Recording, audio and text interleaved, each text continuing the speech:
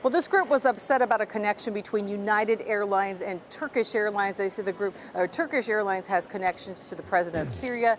They were planning a big protest here at Sea-Tac, but the airport said they didn't have a permit, so they had a lot of police come here to the airport. They started blocking off entrances, and they didn't allow anyone who didn't have business at the airport to come inside here this afternoon. We have some video of what happened. Some of those protesters actually went out to the parking garage and had some banners they let down to show their frustration, and then some of them did try to trickle into the airport this afternoon, but for the most part there were police all over, a very heavy presence out here this afternoon, keeping really anyone who didn't have business here at the airport from getting inside.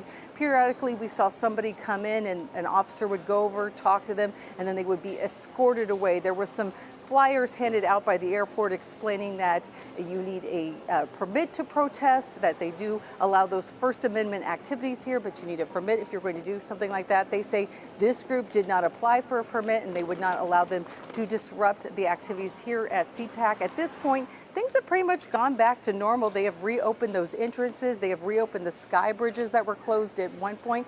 It was a little bit of a disruption for some of the people out here seeing all the police. They had dogs out here. They were keeping a very close, a tight situation as they're trying to keep things from getting out of hand. And at this point, things have pretty much returned back to normal. We're live tonight at Sea-Tac. Amy Marino, King 5 News.